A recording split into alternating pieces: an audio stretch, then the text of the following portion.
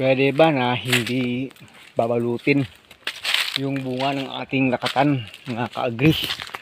Yun yung tanong na sasagutin po natin mula sa ating isang kaibigan. Medyo matindi yung tanong, no? Pwede bang hindi babalutin bunga ng saging natin, ng lakatan, kung lumabas na? So, sige po, sagutin po natin yan habang libot ng libot tayo dito at ini-explain sa inyo kung bakit ba hindi or bakit ba pwede. Pero bago po natin pag-usapan yan, kung bago ka pa lang sa channel ko, paki-like naman po, comment, share, and subscribe.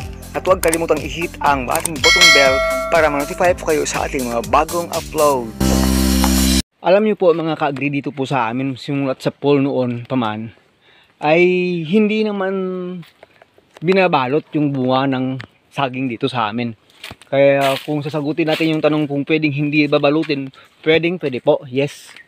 Pwede kung hindi babalutin. Noong mga 90s, 80s and 90s, dito po sa amin walang nagbabalot ng bunga ng saging.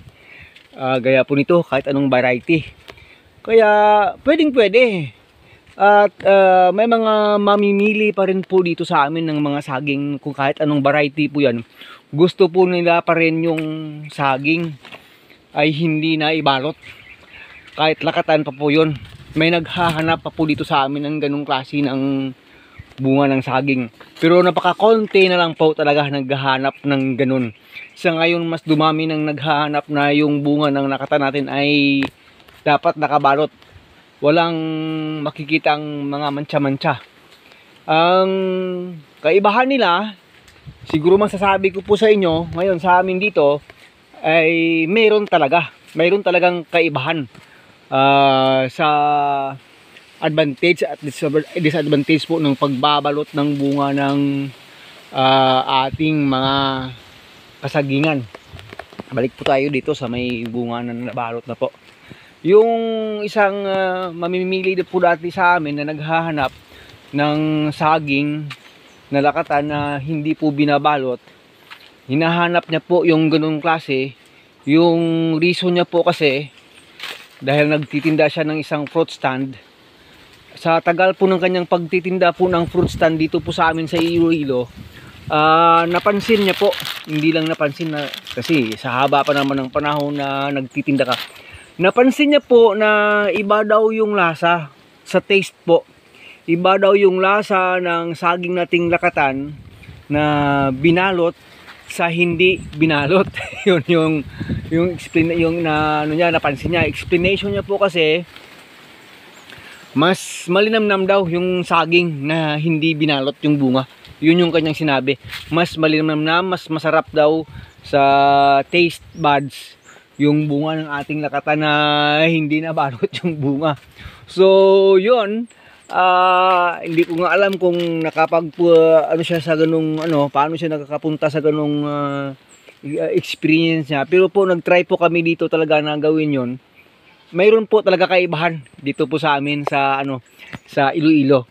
Mas malinamnam, mas masarap po talaga bunga ng saging dito pag hindi po nakabalot sa plastic yung bunga ng saging. Pero kasi ngayong panahon po natin ngayon, dahil iba na po ngayon yung hilig ng tao, gusto talaga ng mga mamimili natin ay talagang maganda yung bunga. Walang mantsa-mantsa. That is because of marketable issue po. Pagdating po sa mga high-end na mga market, yung hanapin talaga yung nakabalot sa plastic, ganito po. Walang mantsa-mantsa yung bunga kasi dito hindi binalot po. Ganito pala yung bunga nito ay marami na itong mantsa-mantsa. Marami na itong itim-itim pag hindi na po naibalot yung bunga ng ating saging. Again po, kaibigan, sinasagot po natin pwede po. At pwede ring hindi balutin, pwede pong balutin.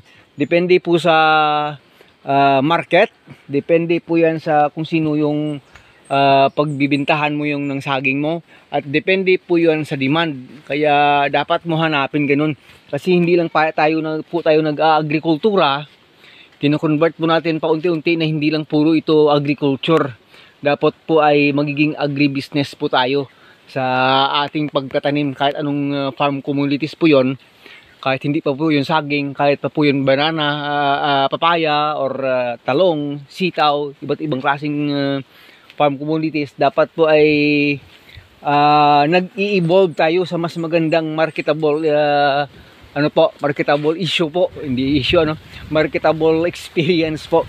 Kasi iba kasi pag nabalot. Pero explain ko lang rin po sa inyo, kahit po kasi hindi nabalot yung bunga ng saging, pag kulang po sa potassium at kulang po sa number of days yung edad ng saging at siya ay na-harvest po, hindi po ganun kaganda yung lasa.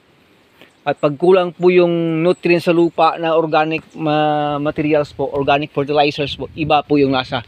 Kasi pag maraming organic at saka rich pa sa potassium ang ating lupa, mas malinamnam talaga at mas masarap po.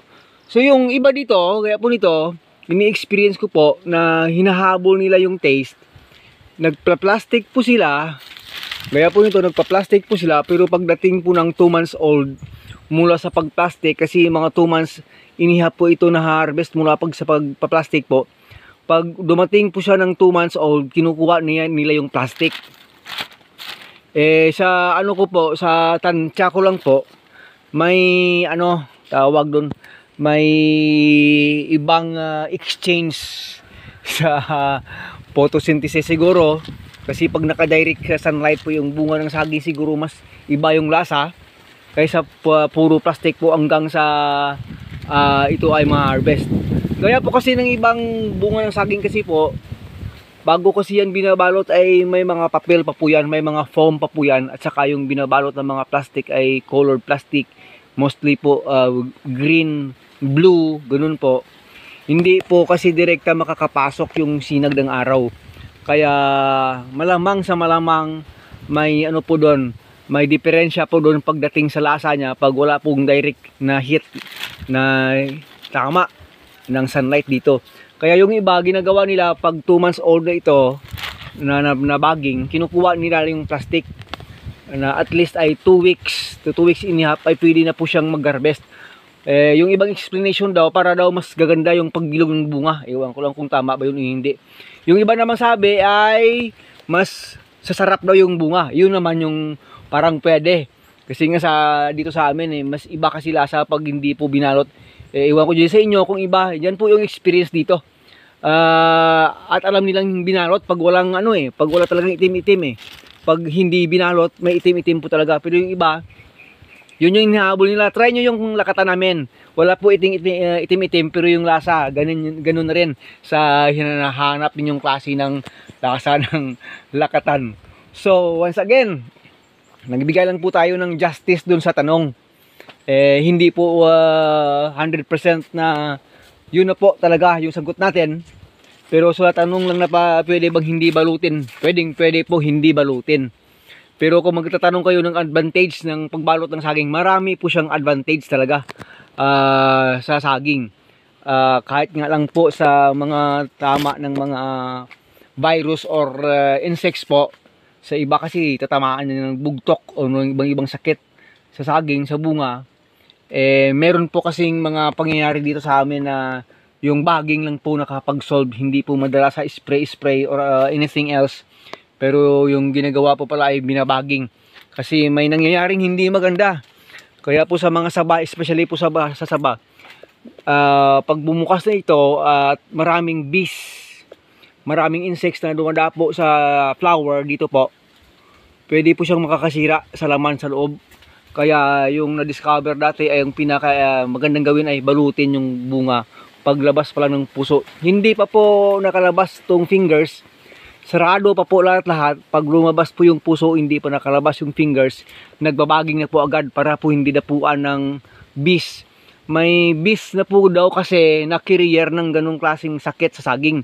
Hindi ko lang na-confirm po, pero nabasa na natin at narinig na po natin sa iba, may ganun pong pangyayari. May mga bees po na pwedeng dumapo dito, pollinator po sila, pero may dala po silang masasabi nating virus or anong mikrobyo yan na magsisira po ng laman ng bunga ng saging, especially po sa mga saba, mga ka-agri. So yon, Sana ay nakapagbigay tayo konting kaalaman sa inyo. Hindi lang natin nasabi dito yung advantage ng pagbabaging, pero ilang beses na po natin nagawa ng video po yan na bakit ba nagbabaging tayo ng ating mga saging.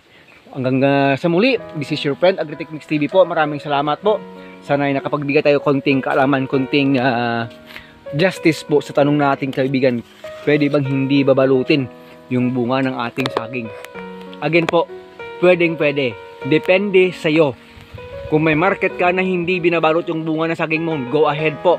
Kahit ilang tinilada yan, basta binibili, maganda presyo, okay na rin sa kanila, accepted po nila, go ahead po. Pwede po na hindi babalutin.